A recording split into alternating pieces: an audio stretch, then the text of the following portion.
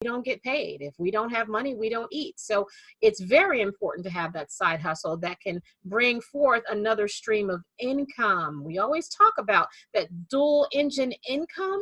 Now you understand what I'm talking about. So if one of those engines conk out, you still can keep afloat with the other income. So we are excited to have multiple people come into the room. Just make sure you are muted, and we are going to get started. I have a wonderful guest. Hey, have you ever wondered how you can get more exposure for your business, get more people to understand who you are, what you have, what problem you solve? Well, I was able to do that by getting closer to the media, getting media's attention, getting them to really see who I was, and then seeking me out for advice, and I became one of the leaders. But how did I do that? No, I didn't wake up and say, Madam Money, I'm just going to be on TV. I invested, and I decided to contact this wonderful, beautiful lady that I was stalking on social media when I saw Roland Martin. I saw her on Roland Martin, and not only was she a beauty, she was smart. And I was like, oh my God, I need to follow her because she's where I want to be when I grow up. And she had these awesome coaching opportunities to get in front of the media. And she had this wonderful, wonderful conference that I went to. And it was absolutely awesome. It was several days and it was intense. But I got in front of people that I would not have normally. That's how I got on Al Jazeera. That's Dr. Avis's fault. That's how I got on WHUR as a regular. That's Dr. Avis's fault. She had the producers there at the event, and all I had to do was just make myself known, but she gave me the skills, and I wanted to thank you, one, because I still use everything that I learned at that conference today, especially pitching to the media. And I just talked about that offline, that I was pitching the financial impact of the coronavirus as well as the pandemic. And before it was a pandemic, I was like, the unofficial pandemic is going to have an impact on our finances, and this is how you prepare. I pitched it, but no one took me serious at that time. But like you said, as soon as the markets start hitting, they knew who to call, and they started calling me. So that was really awesome. And thank you again for that. So of course, I know that I have a lot of friends who also are experts in their field. They want to learn how to get attracted or get media to see them and be attractive for media, and how to pitch media. And who else would I have to come on here but the pitch perfect expert, Dr. Avis Jones-DeWeever. Thank you, Dr. Avis, for joining us today. Absolutely. My pleasure. Thanks for having me. Absolutely. And as you can see, we have a full house. People are still coming in. So hello, hello, hello to everyone. Everyone, I need you to do me a favor and smile. We're going to say cheese for the camera. Yeah, I'm going to do it. So not on me. Let's see. Cheese for the camera. Everybody smile. Cheese. We're cute. Okay. It's one of those selfies. That's a virtual selfie. Gotta get our poses in, you know. Cheese. So, Dr. Avis, one, I want you to introduce yourself and then go into the tips of how we can pitch perfect to media for more exposure for our businesses. What do we need to know? What are some strategies? And then how can we learn more? Because we have a limited time here, but there is a way that you're offering that we can learn more while we're quarantined. So yes, absolutely. Well, thank you for having me and introducing me to your beautiful and cute community. I'm so excited to be here. And, you know, it is, I have to say right now, it is really the prime time. I would say a once in a lifetime opportunity to make the most of the media right now. Because if you take a look at the situation, the unfortunate situation that we're in right now with regards to facing this pandemic, it is forcing literally millions of people to be home. Like, they're home. So we're not traveling. We're not in restaurants. We're not watching movies, you know, outside of the house. We are in home. And what are we doing when we're at our houses? We're consuming media. Okay, we're consuming more media now than ever. Television, radio, podcasts, publications, reading all sorts of different publications. So if ever there was a time to take advantage of the opportunity to get your business literally in front of millions of people, this is the time to do it. You literally have a captive audience. So I'm super excited to be able to talk with you about this today. Let's see, should I just start with just some foundational elements of what you need to have in place?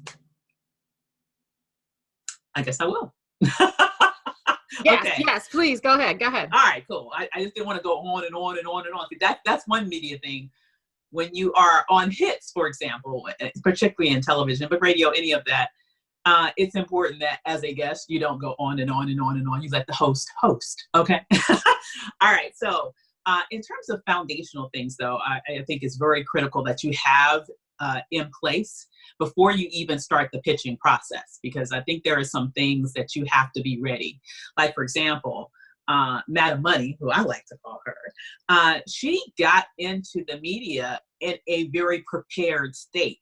I'm so glad that she was able to make the most out of the Master of the Media Summit, but she came there with certain basic assets in place, such that when she had the information that she needed to be able to implement, it was very easy for her to get in front of the right people, present herself correctly, and get a yes, because she had her stuff in order before she got there, okay? So let's talk a little bit about that, and then I'll give you some tips about how to really go through that process, okay? Things that you have to have in place is you have to have what I call a mediagenic brand, okay?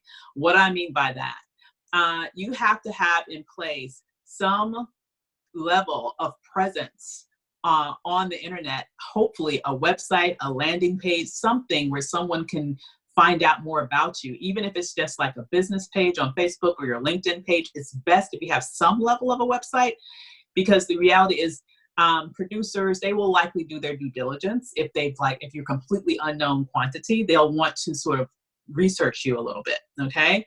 So make sure that, for example, if someone Googles you, something will come up, and that something will be a good thing, okay? Okay.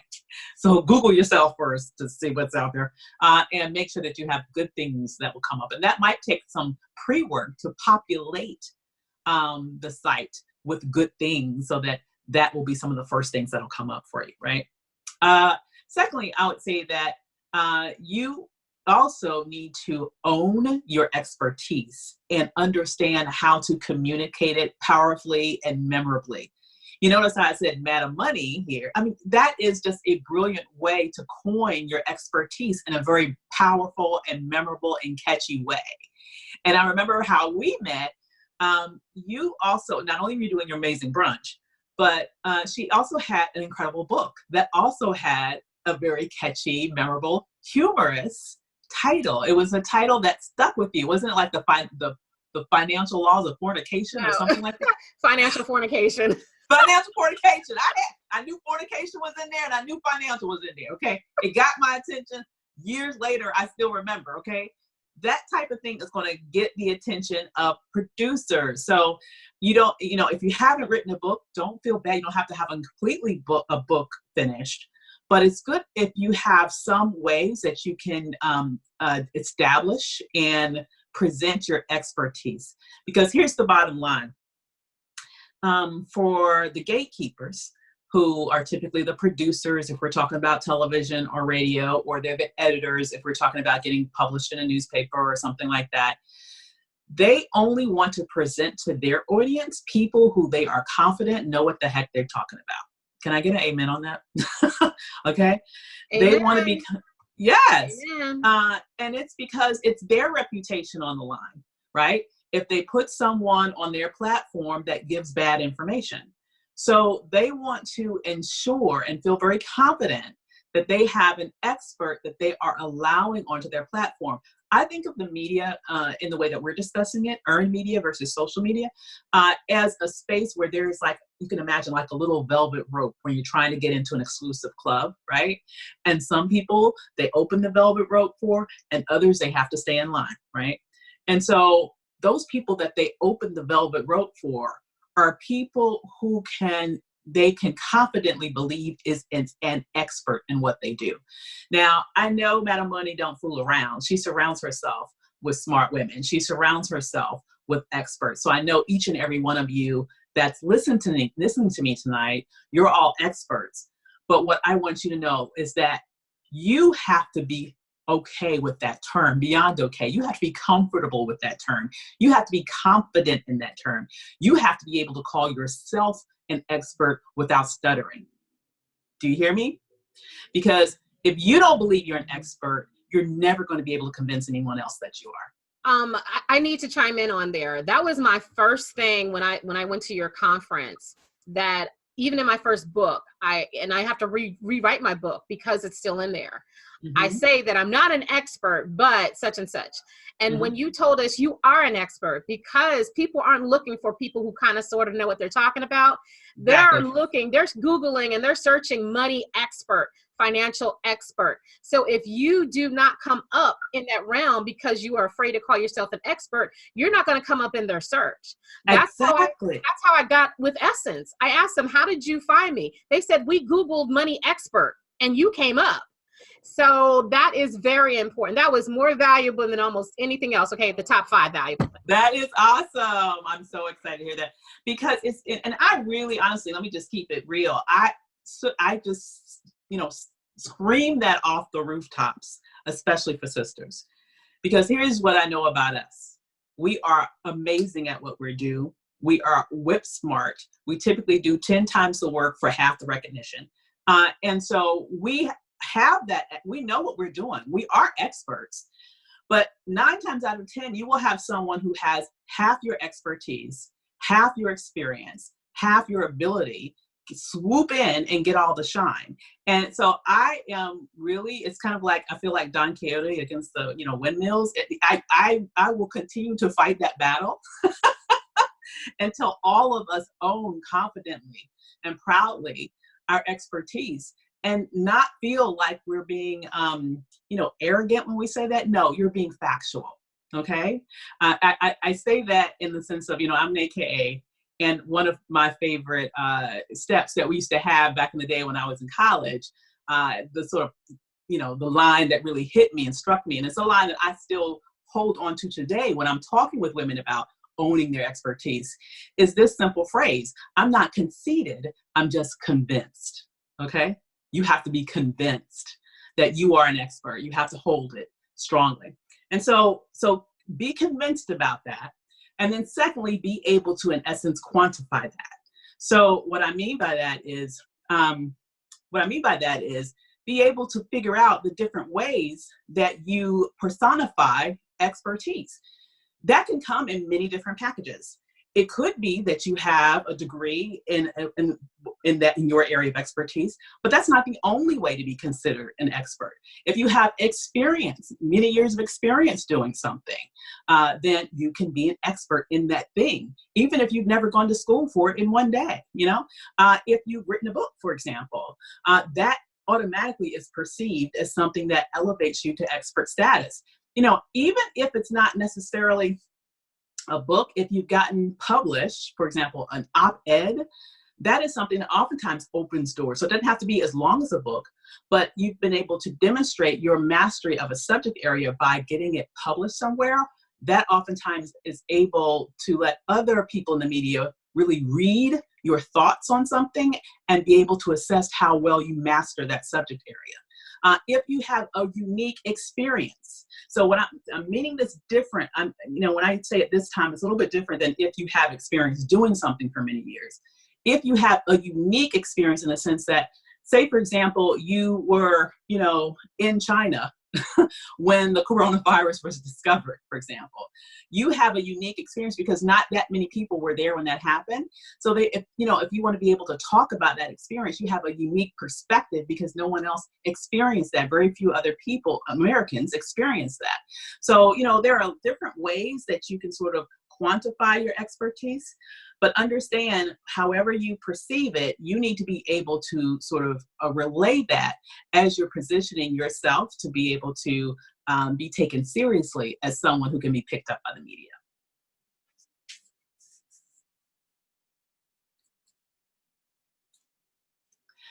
So should I just give a few more tips? Oh, yes. Keep going. You're good. Okay. You're good. Okay.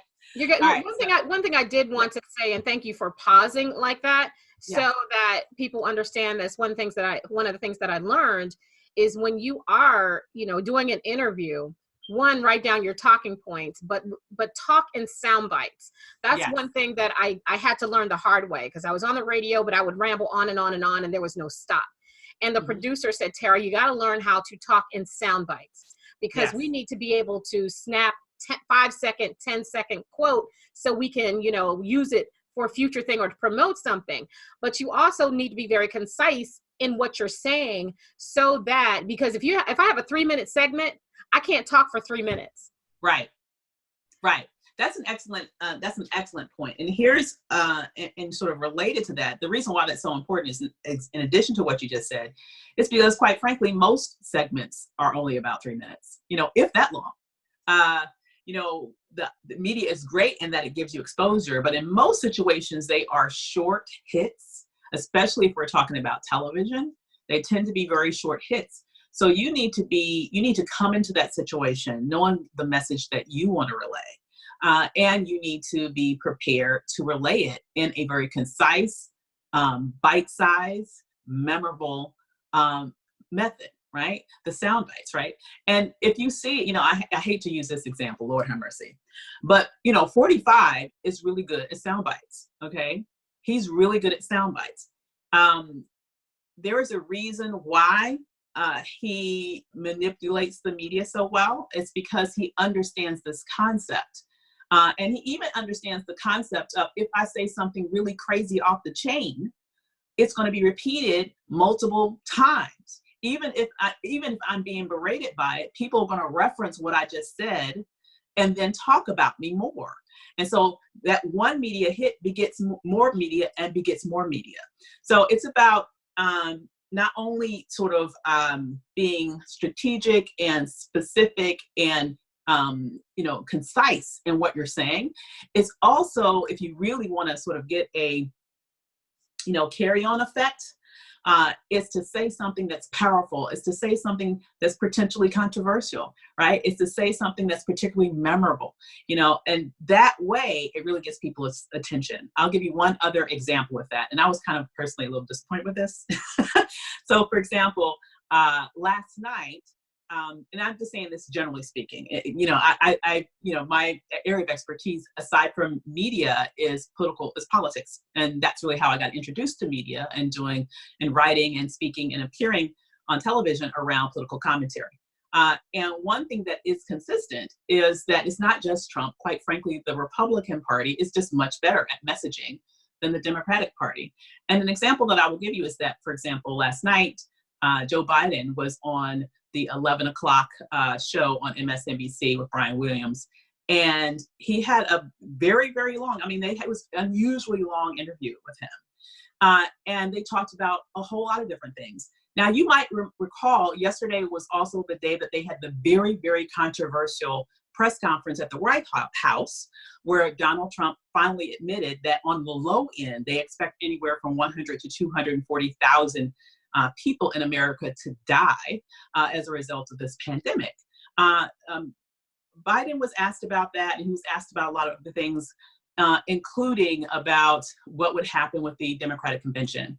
Then I noticed today that out of all the things that he talked about, the only thing that got picked up, for example, this morning by the Washington Post was the news that the Democratic convention might be delayed or canceled. And I don't blame the Washington Post for that. I really blame his communication staff, quite frankly, for not arming him with better, more memorable, more harsh, more controversial even talking points that would have allowed him to get greater media attention, that would have carried him further down the line with other media opportunities. If you're being interviewed on the very same day as something that big and that controversial is being discussed, and you're running against this guy in November, and the most interesting thing that you can say is that you might not have a convention in July, then that tells me, once again, that's a messaging failure. So you have to make sure that your appearances are memorable, and that takes some forethought. It takes frankly, some courage to not only operate in the safe zone, but to operate in a place that shows not only mastery of the subject, but passion and the ability to really relay information in a way that makes people really think about their, make people think about the issues perhaps in a little bit different way. That is what makes you memorable, not just saying everything that everybody else says. I absolutely agree. And one of the things to help us to prepare, that helps me to prepare, is that one, you have to understand what's going on. For Yes. example, I had no desire to do a live this evening, but yesterday I've been noticing there's a lot of miscommunication about who is going to get the stimulus package, Yes. right? So one, and then in my mind, I talk myself out of things. I'm thinking people know how much they're going to get. It's all over the news, how they're going to get it. But the reality is there's a lot of people that just don't. They don't Right. know how they're going to get the money, who's going to get the money, when they're going to get the money, how, all of that. And so because I have identified that, of course, now I'm going to do a live to talk about that, because Yes. that is the thing that's going on. And so Yeah. I'm going to stream it out. I'm going to post it. I'm going to put it in something that's going to give me SEO. So when Yes. people start searching and producers search for that, I at least come up in their feed. So Yes. that's very important, that you understand what's going on and how it's relative. For example, Jan, she has a wear for concealed weapons. She has different clothing design, everything for concealed weapon. I just love her. I love her whole setup there, right? I just need to get a concealed weapon so I can buy her stuff, right? So, but there's a lot of people right now that is very scared, and they're like, oh, I need to get my firearms. I need to stack up on toilet paper and firearms. I need to do that. Now, she can really leverage that, because, you can't walk around with an arm. She can, concealed weapon. She can be with the government right now with concealed and all of that stuff. There's so many things that she can do. And if she keeps her ear to what's going on, even with NRA, even with what's going on with the underground talk and all of that stuff, there's a lot of people that will go to her website and purchase her stuff. Oh my God. Now is the perfect time for that, because, it really struck me when this thing first started. I don't know if anybody else on here is like zombie movie fans, but I'm a huge zombie movie fan. And I'm like, this whole situation reminds me of a zombie movie. I'm like, I need some weapons, because ain't nobody coming in my house and take my food. That's the first thing I thought. I hope I'm not the only one that thought that. It definitely crossed my mind. Okay. I'm not a zombie movie fan, but I did think about that. And luckily my grandfather is heavily armed. And like, y'all not coming up in here, one, getting me sick, and you ain't taking my food. Wow. There you go. There you go. We all have to be prepared. And so, I think this is a window of opportunity. This, one of the things I like to sort of emphasize with my clients is that when in the midst of crisis, there's always opportunity. So really what it requires is, just like in the media, for example, you have to figure out what hook are you going to use to get the attention of the producers, of the editors. And oftentimes that requires you connecting it to a recent event, or to something that's hot or interesting in the broader culture at that moment. But the same thing is true for sales, quite frankly. Like, this is a moment where you need to figure out, how is it that what I do relates to what's happening outside, and how can I position what I have to offer as a need? To me, one could say that you could definitely lean into this issue of safety, because right now, that is a buying trigger, right? Safety, desire for safety. Right now, that is heightened in this moment. So that particular product, I think, would go well. And I also think, quite frankly, that if she could possibly pitch to do like a mini fashion show of concealed garments, garments that make you look fly, but you'll stay safe. And I could see that like on a morning television show. I could see that on a Good Morning Washington or on a Fox 5. Yeah, so this is the moment for something. She's in like the Atlanta area, I believe, and okay. then but she also posted that you can wear it regardless of being armed or not. So it's fashion, wonderful. And it's beautiful. She has this one garment that I just need to get, whether I have a concealed or not, because it's just so fashionable. And I just love her dresses, her shirts, her pants. She also have this little garment that you can wear around your waist. I want it to really suck in my gut. but you know, it's really to conceal, but I think I might get it Hey, stuck in two my birds, belly one or stone. I'll whatever, take it. you know, I'm gonna gain like 20 pounds just from the quarantine. So, you know, I gotta get Girl, have we prepared. all? Oh my God. But see, honestly, because I'm thinking visual. So that, something like that, I think you know, I think that would be a good basis to pitch for her local morning television, for example. I think she could likely get in there, have that fashion, have a little brief fashion show, because they like to have something like that every now and then. And even though it relates to the issue, here's the thing. You don't need to feel like everything that the media covers has to be quote unquote doom and gloom related to this pandemic. It's a tragic situation. It is a scary situation, no doubt about it. But they can't have that on 24/7. I mean, just as many people watch local broadcast news as they do cable news, if not more.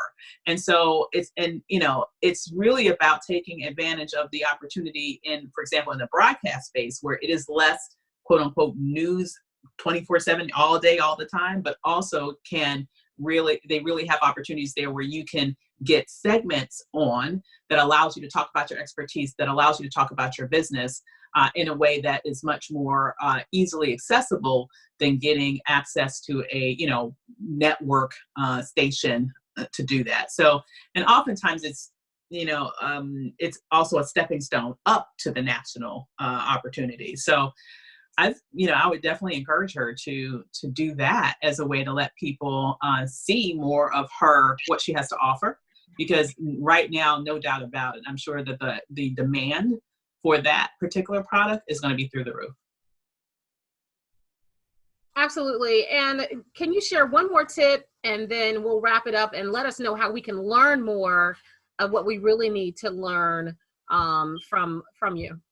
Yeah. So the first tip that I'll have, and this was a great idea that you just mentioned, because you mentioned you put your piece out there and people can find you. Here's the thing: producers and editors, but especially producers, are on Twitter all the time, and oftentimes they get story ideas from Twitter. So I love the idea of publishing is a very low hanging fruit in terms of getting access to the media. There are some platforms that you can go on yourself and just publish pretty much straight to the platform with no gatekeeper at all. Like Medium, for example, is a very well-respected platform, but there's no gatekeeper. And then there are other platforms where there is a gatekeeper, but you can easily insert your piece, and after it's reviewed, they'll let it go right through, like a place like Blavity, for example. So there are places like that you can submit, and then you can amplify it yourself on Twitter and have your network amplify it for you, and use that as a way to sort of get into the sites of producers who are looking for people with that expertise. At worst case scenario, it is helping to, once again, establish yourself as an expert, such that when you begin to sort of pitch more aggressively, you do have things that pre-exist there that allows them to be able to, when they do their due diligence, be able to get more, evidence of your expert status, which will help them come to that yes a little bit easier. Now, what was the first website that you mentioned before Blavity? Medium. Medium. So yeah, so I don't know if you published on that yet, but Medium is a very, very, very well-respected platform.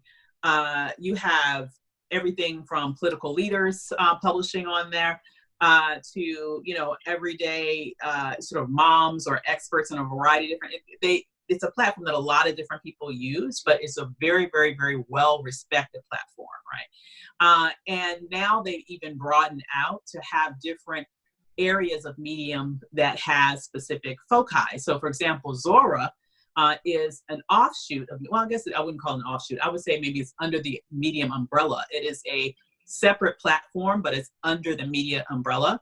And Vanessa DeLuca, who was the former editor-in-chief of Essence magazine, is now the editor of Zora magazine. So with Zora, you do have to pitch, but what's beautiful about Zora is it is specifically an opportunity. They are specifically a platform that focuses exclusively on issues of concern to women of color. So if you know that you want to talk about issues that are particularly important to women of color, Zora is a great place to get published, and it's really expected. So you can just go to, for example, the overarching one, Medium. It's spelled like size medium, medium.com, and you can go on there. You can see the actual sort of different publication opportunities. And if you become a regular publisher to a regular contributor to Medium, you can actually get paid based on how popular your pieces are. They will give you a portion of the revenue that they receive, so that you can actually use it as an income generating vehicle. I have a couple of my clients have been able to do that. So I definitely would suggest that that's a good sort of initial place for people to start sort of making a footprint, or really getting their footprint in the media, and creating a little bit of a reputation for themselves and their expertise, is that publication route, because particularly with Medium, it's a very, very low barrier of entry, but at the same time, it's also a very well-respected place. That's awesome. So I know we want more. Let's see. It says, do you know if you can use previously published pieces of on Medium? You can. That's a very good question, because a lot of places do not like that. So for example, I also mentioned Blavity as an example. Blavity only accepts content that's never been published anywhere else first. Okay. So for example, you could, if you have pieces that have already been published, like for example, on your own blog, you can go and publish them on Medium tomorrow. You could publish 5, 6, 7, how many of you want. You just go cut and paste and put them there, and they could be on Medium. You're welcome. But when you write something in the future, say that you want to try to get published on Blavity, what I would suggest is that you submit it to Blavity first. You have their editors review it. They're normally super quick. Their yeses usually come within the same day, depending upon when you submit it, though knowing that a lot of their staff is on the West Coast, so you can think about the time difference there. But say that after it's published on Blavity, if you do, for whatever reason, want to also republish the same piece on Medium, you can, but you just would have to do it in have Blavity go first. And then my suggestion is, if you do republish it someplace else, like a Medium, or even like on LinkedIn, for example, which a lot of us like to do just for professional reasons, that under the title, you have like a little subtitle area where you say, as first appearing in Blavity, for example. So you give Blavity credit as being the original source of that document. And that's the same with Black Enterprise. If I'm going to put something there, it has to be original content. So I'll, have it on Black Enterprise first, and then I'll syndicate it on my blog or someplace else. Yep. As well. So that's great. We're going to open it up to those that are in the mastermind right now. If you have any questions, you can unmute yourself and ask Dr. Avis some questions if you have some questions. So we will open it up. Anyone have any questions for Dr. Avis? This is the time to get it. I'm just saying. Sorry, I'm trying to plug in my phone. Yes. I have a question. This is Patrina. First, I want to say to Tara, thank you very much for doing this. And to Dr. Avis, thank you so much for your information. Sure. My question is, do you have any sample templates for pitching? Like, how long should it be? What sort of information that they're looking for? Do we put our whole bio in there? Can you give any tips on that from a pitching electronically perspective? Yeah. So in fact, I'm having an entire masterclass on this next week. And you can get more information at perfectmediapitch.com. And over the course of that week, I'll be walking people through the process of actually putting together a pitch. But to answer your question, yes, you do have to have what I call, and this is something we'll be going through in the masterclass, a media bio. So that's like a very, very short. Say it again now. Short version of your bio. Some people just, oh my God, I'm like, no. Short version of your bio that you want to put at the bottom of the pitch.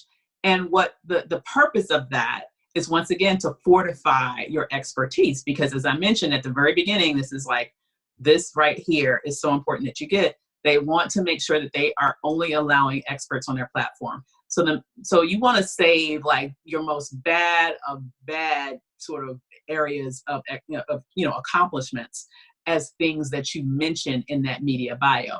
And if you have a website to link to, or if you have a book to link to, you can put that in your media bio. But it shouldn't be, you know, a page or even a half a page long. I'm talking, you know, 3 sentences long. If, you know, really, it needs to be short and tight, but very impressive.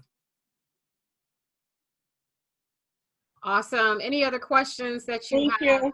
You're welcome. And Patrina is awesome. She has written a couple books as well. She's in the financial space, so Wonderful. she's doing some major things up in the New England where it's probably still snowing. I like the snow, so you know it's okay. Holly, do you have a question? I do. So my question is, earlier you mentioned that a lot of producers may use Twitter to find story ideas. Yeah. So I'm curious if it's just use of keywords in your Twitter posts, or if it's hashtags that you want to use to kind of amplify, if you think it's something you'd want to speak on. You can definitely use hashtags. Twitter is very hashtag driven. But I also think, to me, like the best strategy is for you to find out, here's the thing, you need to do your due diligence about where you want to be. So for example, if you know that you want to get picked up by the Washington Post, for example, you want to be interviewed by somebody at the Washington Post, figure out who covers your beat, like what journalist covers what your area of expertise is, and then start following them on Twitter, right? And then basically form a relationship with them on Twitter by retweeting their stuff, by responding to them. You know, and when you do that, you'll start to form a relationship. And then when they eventually they'll likely follow you back. Sometimes in their media, in their little you know, that area on Twitter where you can kind of put your little bio on Twitter. A lot of times people in the media industry will actually put their contact information there, or at minimum their personal website there, where you can get more information about them and figure out how you can connect with them if you want to pitch to them directly. But you can find all sorts of journalists on Twitter, all sorts of producers on Twitter, all sorts of editors. And the thing is for you to figure out what areas that you know, what platforms you want to find out, you want to land on, find their people, you follow them, you sort of create that banter with them, and you will form a relationship, because it's much easier to get to a yes in a pitch if you are in some capacity, somewhat of a known quantity. It's not impossible to get a yes if they've never heard of you before, for example, but it certainly helps if they know you, know of your work. Like if you do start publishing things, make sure that you are tweeting it, and you're getting it out there, particularly if it's something that you know connects with that person's area of expertise. So for example, a lot of my stuff has to do with Black women's issues. It's another sort of area that I do a lot of work in, and Vanessa Williams is the main, not the Vanessa Williams, but another journalist named Vanessa Williams covers Black women's issues for the Washington Post. And so, you know, you need to know who covers your beat, in essence, in the spaces where you want to be, in order for you to start to form those relationships, so that when they're looking for an expert to interview around those issues, you will be one of the people that come to mind. And you can also reach out to them to present ideas or pitch ideas to them about stories that you might want to have covered, and you can yourself then present yourself as the expert that they interview. Dr. Avis, I'm so glad you mentioned that about Twitter, because there's a lot of people that say, oh, I have a Twitter account, but I'm not really active, or I'm not on Twitter. And people need to really realize that that's where everything is right now. Mm-hmm. Because especially for the media, that's the preferred space. Yes, and especially because, you know, we're sitting there watching popcorn of, you know, when 45 is going to do something crazy or start another war on Twitter. So everything right now, and everybody's talking about, I call them the Twitter in chief or something like that, the Twitter chief and the whatever. But everybody's on Twitter, and so to have a presence, that's why I started. I started the whole thing about Twitter chats. I used to have a Twitter chat, right? And my Twitter chat was, you know, about it was called Cash Chat. my whole purpose was, I didn't want to be on Twitter, but my whole purpose was to get people that were in that space to know more about me. And I Yeah. grew up to over 10,000 Twitter followers, mainly because of Twitter chat, of cash Yeah. chat, because then I built relationship with Experian, with all the credit reporting agencies, with different financial, Nerd Wallet, all of them, and I had them on as guests. And Yes. so a lot of people found me and started following me on Twitter because of them, because they reshared and retweeted my stuff. So that gives you some validity too, when a major organization like Experian will retweet your stuff just out of the blue. That kind of gives you some fortitude there as well. Absolutely. I mean, here's the thing. Different media platforms have different cultures.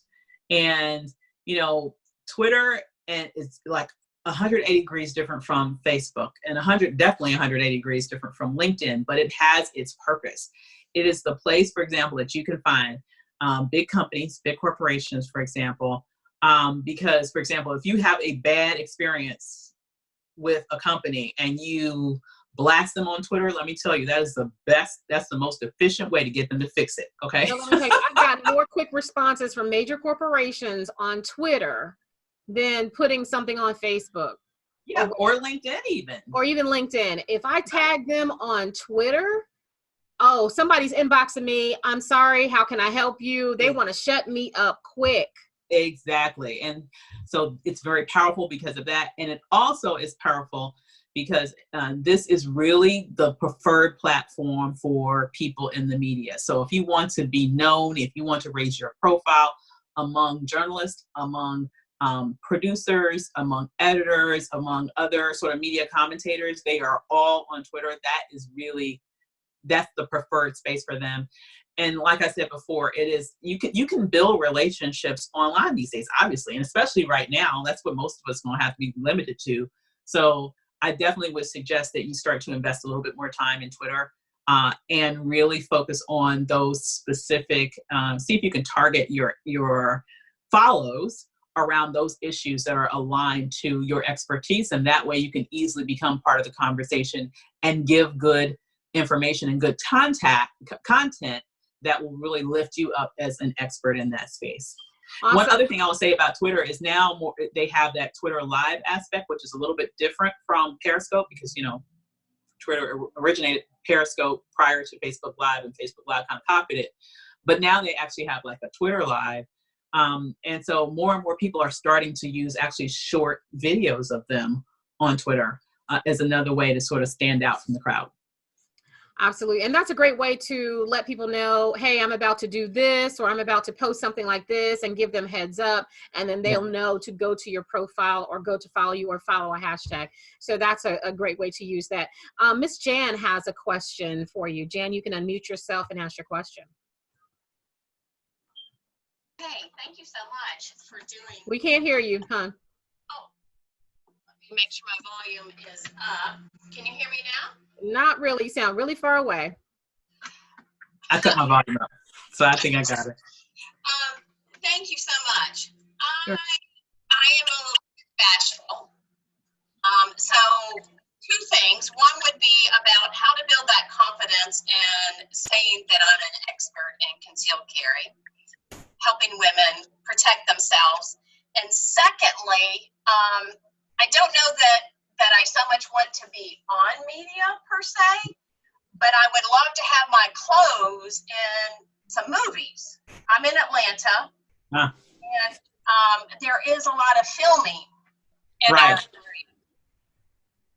So how can I reach out to producers of film in that aspect? Well, that's a completely sort of different genre. I will say from what, I really sort of sit in terms of my positioning in the media, I tend to not do that much work in sort of the movie industry. Although I do have, I have a colleague who I was going to invite to the Master Media Summit this year before, all this happened, but I'll definitely have her come speak to my community around, she's a writer on OWN Network. I I would say that, but you bring up a larger good point. I mean, I suggested that because I thought that your customer were individual consumers. But it sounds like to me that you're saying that your preferred customer isn't necessarily, in essence, the mass market with regards to individual consumers, but you're seeing your customer as being movie studios who would purchase, right? So No, if ma'am. that, no? No, it is individuals. I have an online business, but I also sell at trade shows. Okay. So why are you, and I think you definitely should pursue looking to get your movie, your fashions into movies as part of like a costume, I guess, design angle. But why are you averse to using media to get your what you do in front of, thousands more people than could be at any one trade show? Confidence and being chicken. To be honest. Well, let me just suggest this one thing to you, okay? I just, this doesn't have to be. Here's the thing: the way they would normally set this up is that it's probably not that different from how you operate within your trade shows. They will have you bring in a few models, and they will have them dressed in several of your outfits, and you'll just be off to the side talking to that person. It's not like you'll have to talk straight to camera. It's just that you'll be having a conversation with the person who is interviewing you, and you're going to be sort of giving feedback on the different fashions as the different models come out. And it'll be more of like a girlfriend conversation that just happens to be taking place in a television studio. Does that make you feel better? Yes, it does. And I was following another thing and did my Zoom background, but I'm not sure how to get me. So. Well, I would just say show my face. One last thing I would say, and I'm hoping that this will help you with the confidence thing, is that, I think what you do is so unique. It's a story in and of itself. That's why I suggest it. I just think it's a very mediagenic story. And when you are doing something that's so unique, oftentimes it's not just the product that people are interested in, it's the person that's bringing that product to market that people are interested in. So there's a reason why people know Steve Jobs, for example, and not just Apple, right? There's a reason why people know, Mark Zuckerberg and not just Facebook. There is an added value to be able to personally brand yourself to what you're bringing to the market, because people ultimately not only form connections with things, I think even more deeply, they form connections with other people, right?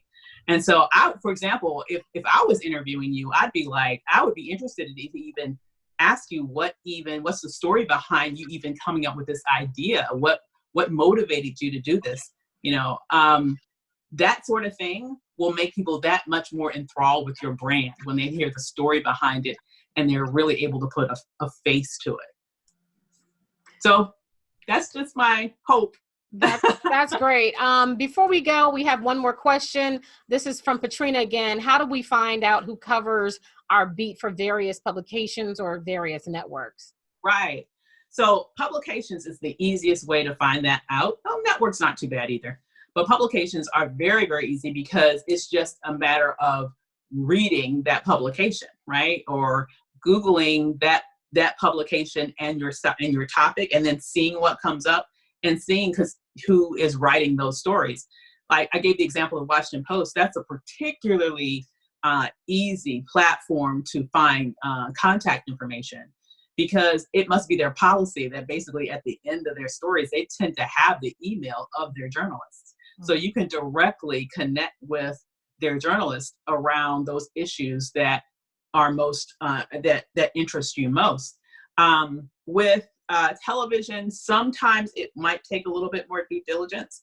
But hey, I mean, you can link, but surprisingly to folks, LinkedIn is even a space you can look at to find that out.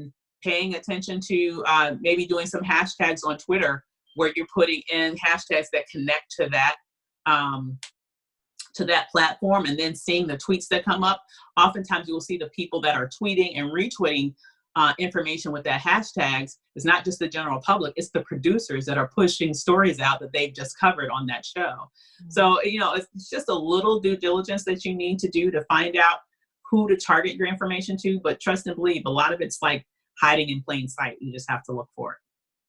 Awesome. Thank you so much, Dr. Avis. You mentioned that you have training that's coming up. Tell us about that and how people can sign up for that. Yeah, so I'm super excited about it. Girl, I've been working. You always working. Let me tell you. I see you. Working. Me and my team have put so much effort into this. I'm so super excited and proud about it.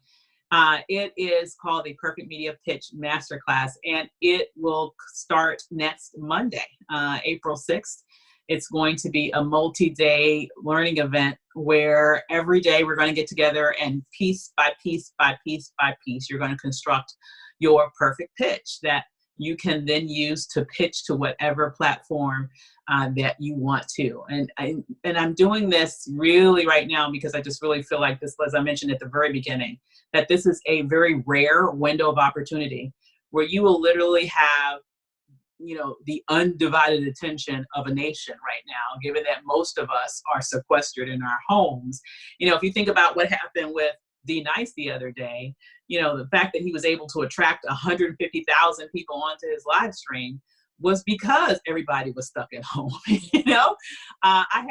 love D Nice, but good Lord, I hadn't thought about D Nice in like 20, 30 years. Right. So it's the fact that we're all here together sharing this experience, and people are all looking for something to do.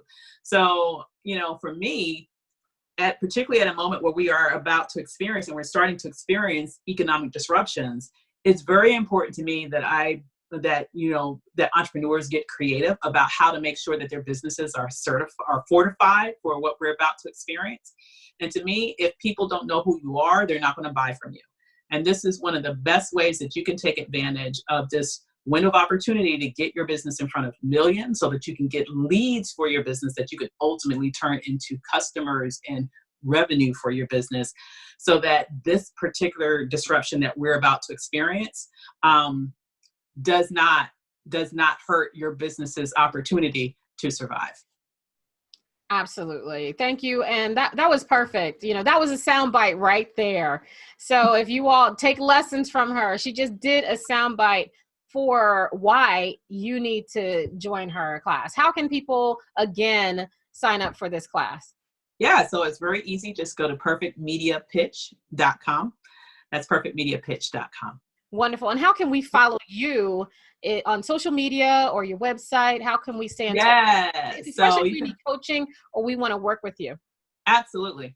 So definitely go to perfectmediapitch.com, and you will get on my email list also when you sign up for that class. So you'll be able to stay in contact with me. On Facebook, I'm Avis Jones-DeWeever. On Twitter, I'm a little bit more. Okay. So on Twitter, my handle, I'm a little bit more. So my handle there is Sista, SISTAH Scholar. And I think, the easiest website that I like to give people, and this is another media tip for you guys.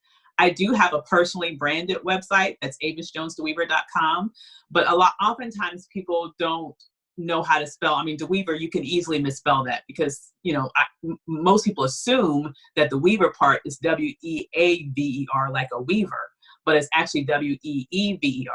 So I have another website that I send people to when I'm in media situations that is easier to spell and easier to remember. So what I send people is to blackwomenlead.com. So you can go to blackwomenlead.com, find out more about me, find out more about my book, and be able to connect with me there as well. Wonderful. Thank you so much, Dr. Avis. I love you, and I talk about you all the time. And, I know in 2020, we're going to be working again together, Yeah. That's just speak it into existence, Yes. And well, tell us. I love you back.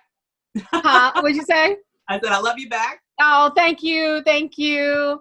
And this is so great for me because I used to be her stalker. Yeah. I stalked her for years. I watched her every day on Roland Martin. And then I started stalking her on LinkedIn, and then it became Facebook, and then it was Twitter. And then I finally reached out to you, and I was like, oh my God, I'm talking to you. I don't have groupie moments, but I have one with you. And Oh my now she's God. my sister. You know, I thank you so much. Absolutely. It's my pleasure to be here, and it's wonderful